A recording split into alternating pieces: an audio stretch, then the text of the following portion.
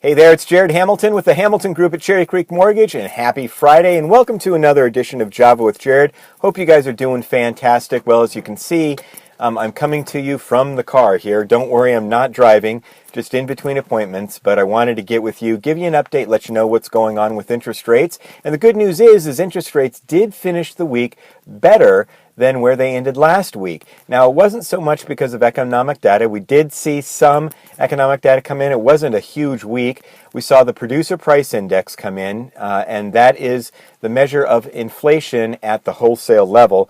That showed a little bit of weakness. It showed a decline of 0.1% on the headline number, and it was down 0.2% on the core rate, which strips out food and energy.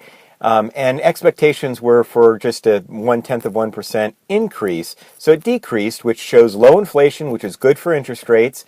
Also, we saw retail sales come in. That showed an increase of about 0.3%, that's good economic data, which usually hurts interest rates. It wasn't a big effect.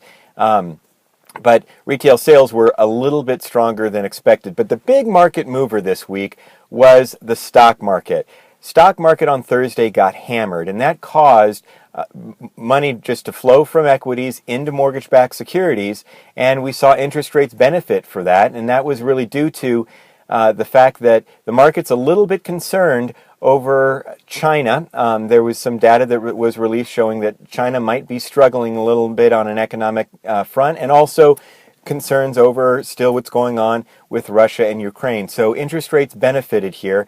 And also the reality is that the stock market, the S&P gained about 30% last year. So it could be that this year rates do benefit because the stock market is just not doing quite as well, just because of such a huge gain that it experienced last year. It just can't sustain that. And if there's any sign of some type of economic slowdown, we're going to see the stock market suffer, and then mortgage-backed securities could benefit. Another interesting thing that I just want to point out with you, right now we're seeing jumbo rates at exceptional levels. Normally there's a spread between a conforming interest rate and a jumbo interest rate of about 0.25 to 0.5%. Well, right now they're almost equal, and some days we're seeing actually jumbo rates a little bit better than conforming rates, which is unusual, and that's great for those jumbo buyers. So if you have any jumbo buyers, it's a wonderful time for them to do something right now.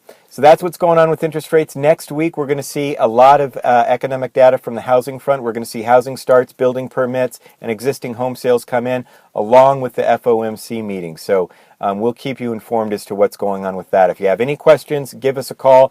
Thanks for joining me with Java with Jared. I hope you guys have a wonderful weekend, and I'll talk to you next week. Bye-bye.